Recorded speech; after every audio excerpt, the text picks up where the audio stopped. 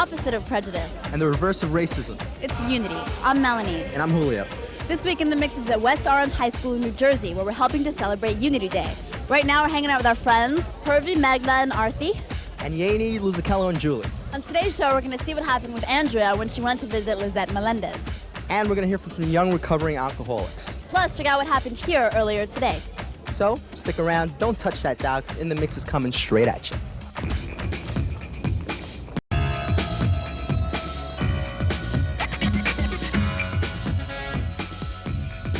It's in the mix.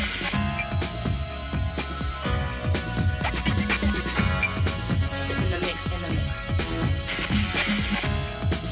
What happened? In the mix.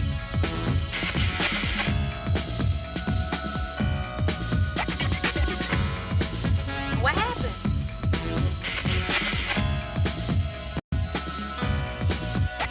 The mix.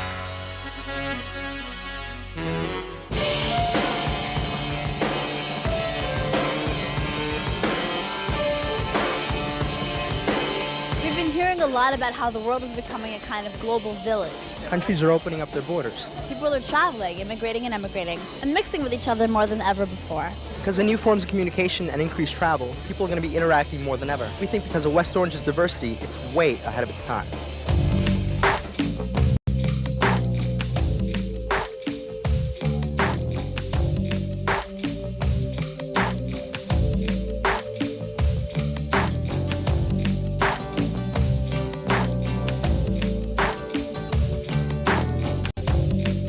I've grown up with prejudice around me and everywhere surrounding my town, and I feel that to conquer it, you have to take a step, and to get over it, you must participate. Good morning, West Orange High School. Today is Unity Day. Remember to stop by the lobby and pick up your Unity ribbon and sign the Unity Pledge. The Unity Club is sponsoring events throughout the day and tonight's international dinner. You guys sign the Unity Pledge? Unity means, in one way, peace. It's just a day that everybody has just come together. We pledge ourselves to tolerance, nonviolence, and unity. Everybody being together and friends. What's up? We're back with the Executive Committee of the Unity Club. What exactly is the Unity Club? The Unity Club is an organization created to destroy stereotypes and help to expose people of different cultures to one another. Our biggest event of the year is Unity Day. We put up posters with slogans like "You and I, unify," and "See the people, not the color," and everything. And then it's just the whole day we take out to recognize each other. We also do a lot of role-playing and simulations, just a lot of games and things to get people interactive with each other. And the one thing that I like most about the Unity Club, we often talk about many controversial issues that most people would be hesitant to even speak on. For instance, we had a program about Farrakhan and Khalid Abdul-Muhammad and their views, and we had another program about gangster rap. Seems like there's kind of two choices that people are saying, like either forget about everything, forget about your roots, everyone's an American, therefore we should all get along, or everyone should be together, everyone should only remember their roots and only stick with their own kind. What do you guys think about that? That's not true. That's not at all what the Unity Club is about. The Unity Club is about, all right, yes, everyone is an American, but everyone is their own individual. You're not going to forget what you are to become part of the whole. Everyone is separate, everyone is different, but then again, we're all part of a whole. Why did you guys decide to take such an active part in the Unity Club? Well, I know I decided because when I came to West Orange High School last year, I felt that this club had a very good purpose. And I would really like to meet people that are not exactly like myself, and I enjoy sharing my culture with others. What advice would you guys give to other high schools who, don't have a club like Unity Club yet and who have, tensions between different groups of people? Form one. Simple as that. Get together, the people who believe in this cause, and I know there are a lot of people who do. Get together, make something like the Unity Club. It doesn't have to be called the Unity Club, but you really need to get one if you don't have one, because it works.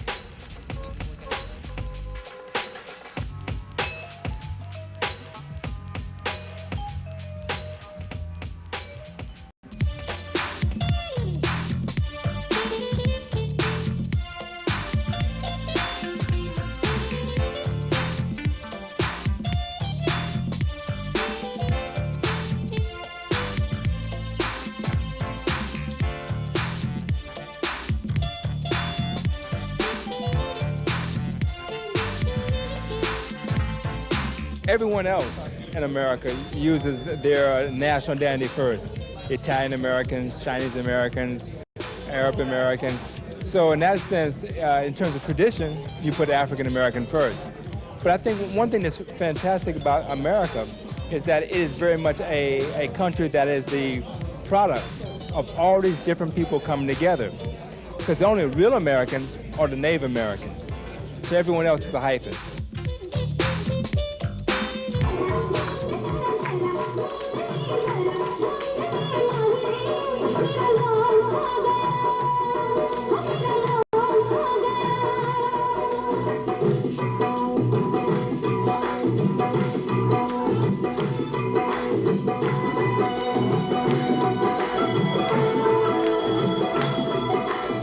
And now, la historia de una mujer que se crió en Spanish Harlem.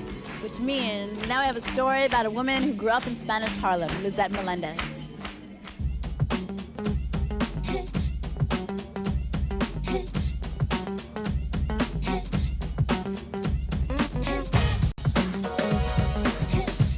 You grew up in New York, right? Where in New York did you grow up? I grew up in East Harlem, Spanish Harlem. Spanish Harlem, really? Which isn't too far from here. It's uptown. How did growing up there influence you, influence your style, your music? It's funny that you ask because when I first started, I didn't know anyone in the music business at all. Imagine, I'm from East Harlem, everybody's into their own little thing, hanging out, playing ball, whatever the case was. And I didn't know anyone. So I had to make it my business to go out to clubs and meet people. And why are you deciding to stay in the community, like where you live now?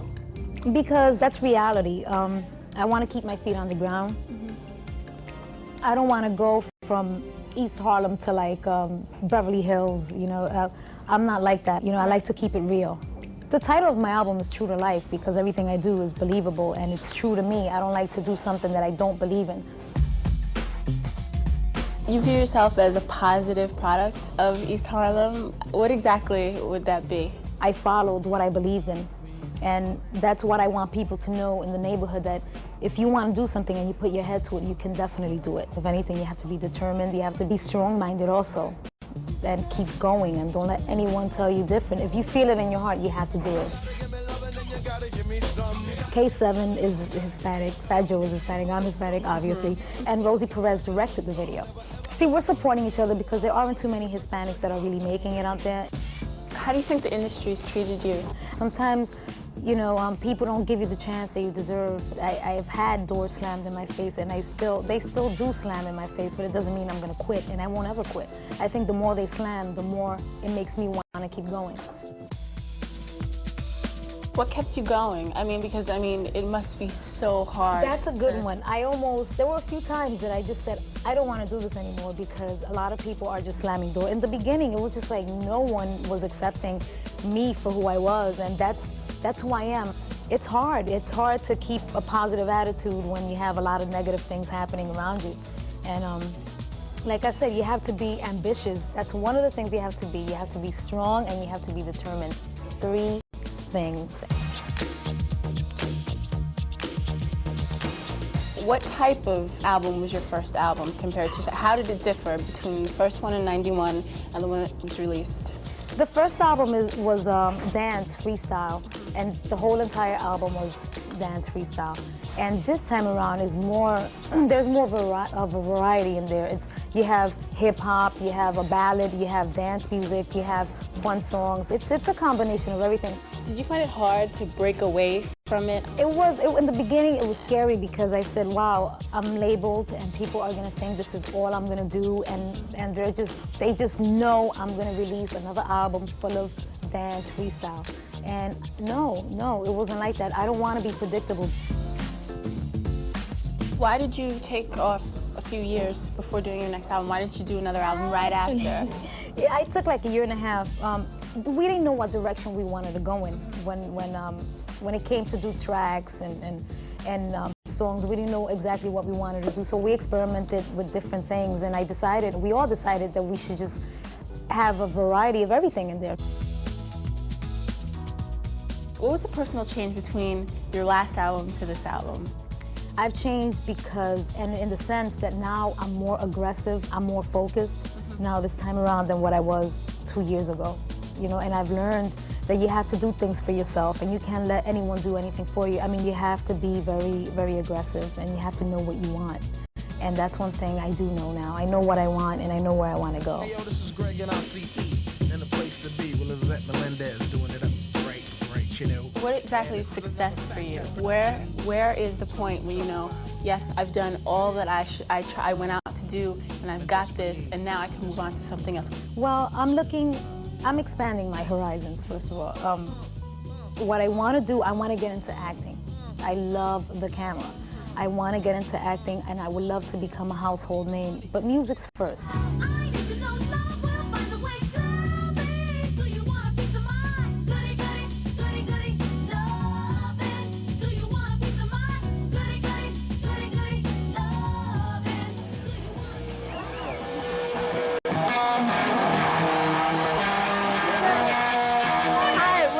Background. I'm Filipino. African American. Haitian. How come you guys get along in this school, but like in the real world, there's so much like problems in terms of race? I think because in the school it's more closed in and everybody has to be here together. And in the real world, you don't have to be with everybody else. Black, white, Chinese, Japanese, African, everything up in here. Haitian. How come like you can be friends with someone that's not your own race, but like in other schools people can't? I say unite, man. We just get along and get it over with. There's no reason to fight and all. Would you go out with a guy from a different nationality or a different race? Yeah, and I have. Sebastian. My parents would rather like me to go out with a Chinese person, you know, but if I really did go out with someone else, they wouldn't really mind that much. Well, I'd have to talk with them first, but I don't think they'd really like that. Would they let you go out with an Indian American? Oh, yeah, I guess so. I probably would just do it anyway, you know? He's Puerto Rican. That's Ukrainian. That's Spain and Italian. Are you the only person in your school from Ukraine? He's Russian too. What's your ethnic background? Hello, what? What's your ethnic background, your nationality? Peru. Me too. Oh, yeah.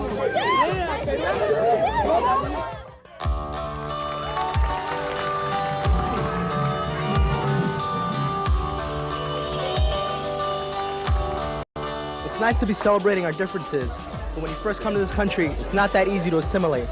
Check out how some high school kids deal with it.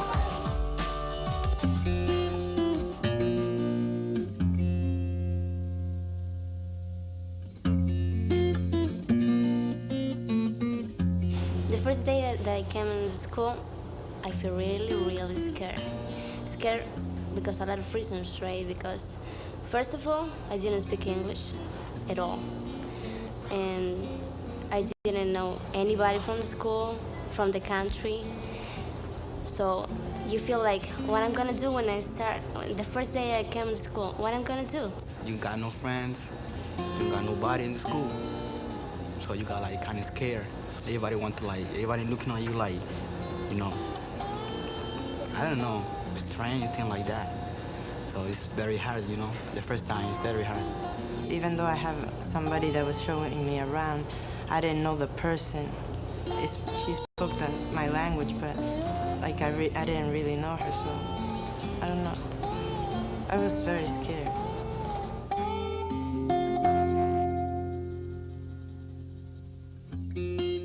When I first came here, I went to school and there were kids bothering me every time I walked into the hallway or walked into the class. And one day I said something in Spanish, and there was one of them speaking Spanish, and they said, well, gonna get me back for that. So I went to school the next morning, and they were waiting for me outside the school. Then there were about 7 kids outside, and they picked me up.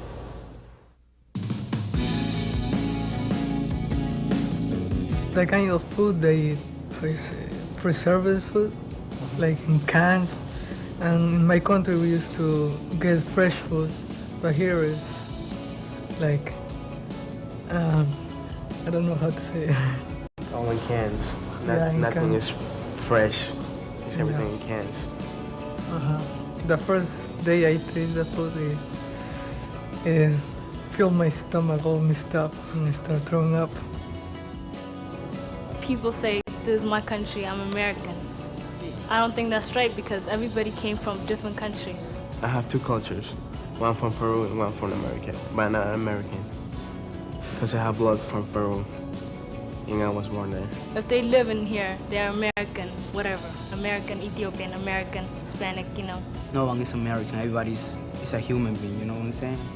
So many people from different countries and races live together in peace and have no problems. I mean, in Europe, that's the dream that we always wanted.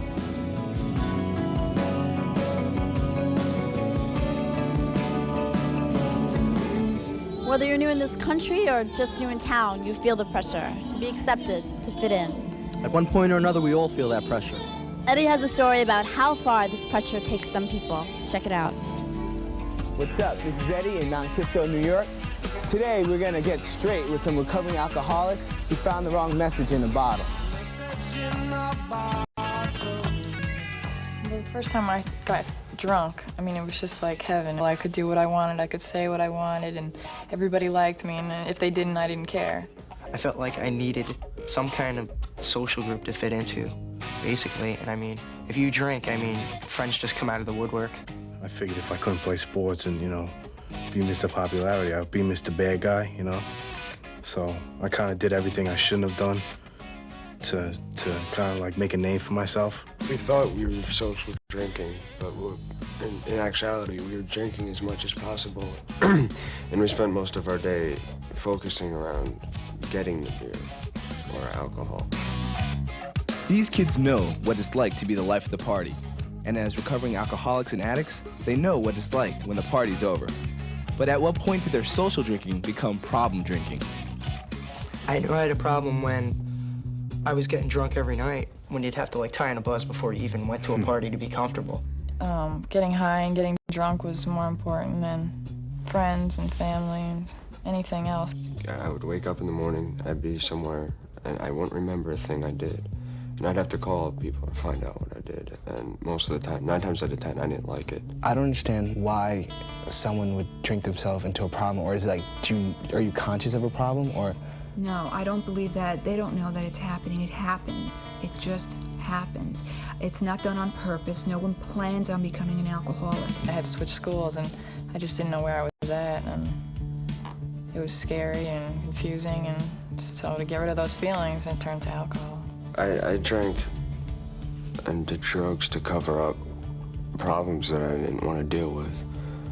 Mostly, my grandfather died when I was really young, and I had stuff that I had kind of pushed it down inside me, and I guess it kept threatening to come up. And in order to kind of keep it down, I had to medicate myself. Most of the time, you weren't really having a good time. You were just, you know, getting high and drunk just to get out of yourself and to get rid of your problems for a while. And as soon as that high is over, the problems are still there. So that's how it really becomes an addiction, because you keep on doing it to get rid of your problems. And you don't solve anything, you just hurt yourself. So how do you know if someone, a teen, is an alcoholic? You have to really be watching. You have to, see what's going on. You're not always going to see them drinking out of their locker. Mm-hmm. You're not always going to see them drunk. They might hide it from their sober friends. They'll go to parties with other friends who are drinking a lot. They'll lie to you, the sober person.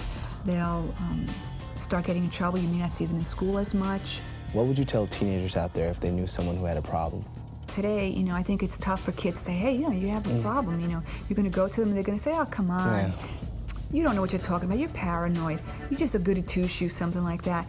But you'll know, and instead of confronting them, I think, if you can, it's great. But in the schools today, there are a lot of counselors, student assistance counselors in most schools. And this person, the person who's concerned, can go to the school counselor and say, look, so-and-so has a problem. I think this is what's going on.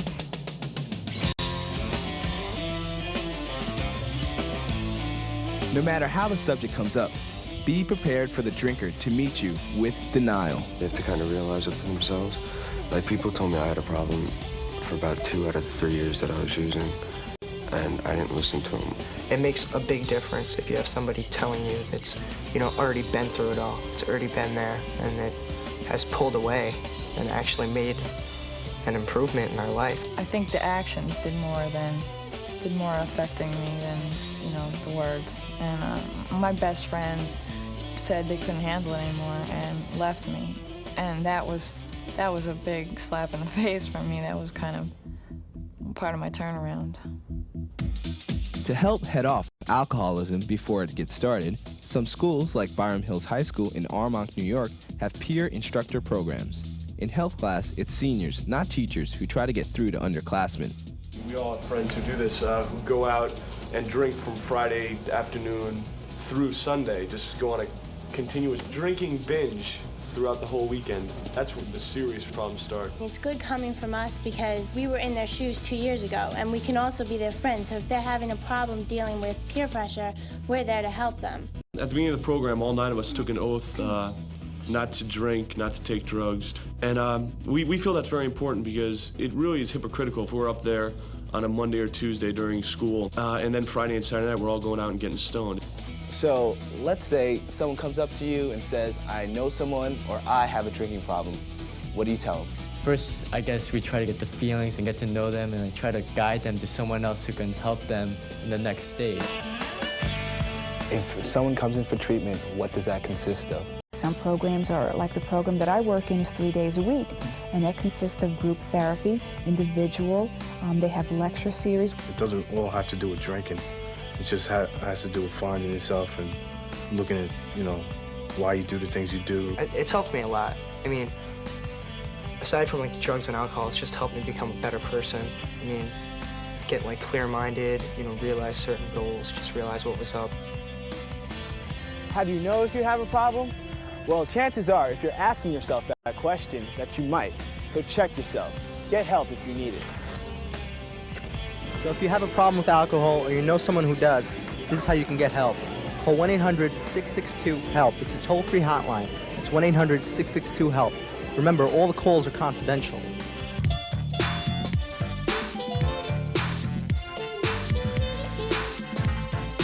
I'm Puerto Rican. My mother and father are from Puerto Rico. My father still lives in Puerto Rico. The two are Boricuas. And I'm very, very proud of my nationality, and everything that I do, I take a step with it. I make really conscious efforts in my work to take in consideration that I'm a representative of my nationality and my race, and I think that it's important. You can't forget that, because when the chips are down, you know, they're the ones that really are gonna have your back, you know, and if you lose sight of that, baby, you're lost. In this room, there are 300 people representing at least 30 countries, eating like 100 different kinds of food, sharing and celebrating their different cultures. It all happened because a group of kids got together and decided to make a statement about unity. Well, at Colonel White High School in Dayton, Ohio, some kids also got together and decided to make a statement. It's a video about racism, so check it out. Racism is everywhere. Everywhere you look is racism. When I was little, my mom told me not to judge people by their color, but what's inside of them. How do you know what prejudice is? Everybody's prejudiced against something. When will everyone wake up? My daddy, he's very racist. He was like, don't you ever bring no white, no Chinese, no nothing, only blacks. I was like, man, that's some jacked up crap. I always thought that black people were greasy until I shook one of their hands. We gotta look past the color and see what's on the inside. We can stop it. Can we stop racism? Well, you have to stop it inside yourself first. I went to an all-white school, and I was like, it was only about 2 black people there. And I noticed it because, like, when I was in the classroom, she would never call on me. She always called on everybody but me. Me and my boys was walking across the street, and 5-0 rolled up on us and threw this big light on us for no reason. And then, you know, just stopped and looked us down, and then it's because we was black and rolled out. This morning, I was catching the bus, and there was a group of students across the street from me, and they were all black, and they're just like, hey, baby, you know, what's your name, and stuff like that. And I was just ignoring them because, you know, I was just waiting for the bus, and And then they were like, what, are you afraid of black people, you know? And that really offended me because, you know, I have black friends and that wasn't the subject at all. Oh, yeah, hey. Look this. What's up, y'all? What's up? You know what? Yesterday we went to the mall. Really? Yeah, and the security guard came in the jewelry store. Who was in there, right?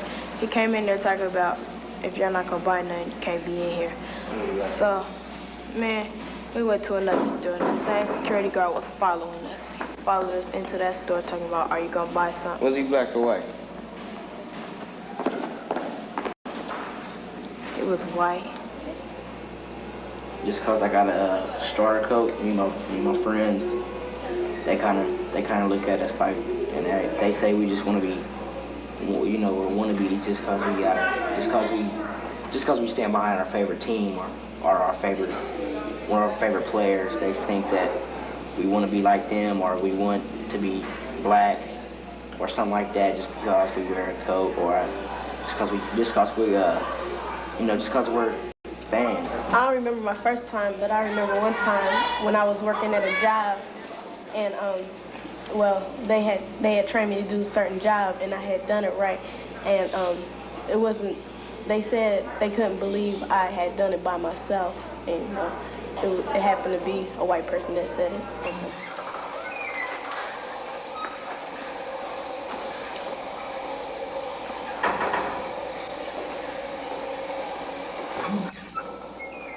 You see it every day on TV. Then when you come to school, it's there.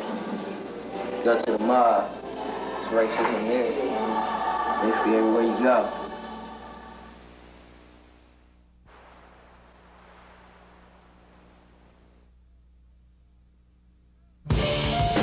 There are a lot of problems with racism and discrimination in this country. We've all seen them in effect. Many of us have experienced it firsthand, including myself. So what are some of the solutions? Well, there are no easy answers, but from what we've seen here at Unity Day, these kids are on the right track. All right, you guys, that about wraps it up for this week's show. If you want to tell us what you think, definitely write to us. Here's the address. In the Mix, WNYC TV, 1 Center Street, New York, New York, 10007. Hasta luego. Guten Tag. Tere milenge. Paalam po sa inyong lahat. Danadaro. 여러분 안녕히 계세요. Ciao, Suzy. Quay vào đây, Pakre.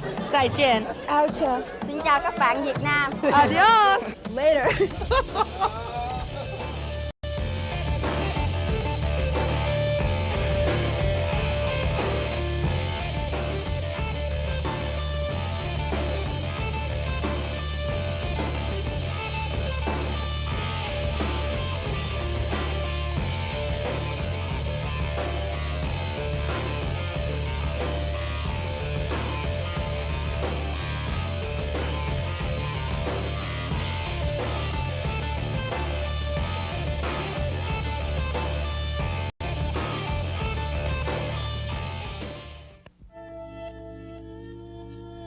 In the Mix is made possible by the Corporation for Public Broadcasting, the Ford Foundation, the Pew Charitable Trusts, the Carnegie Corporation of New York, the Charles Stewart Mott Foundation, the Nathan Cummings Foundation, and the New York Community Trust.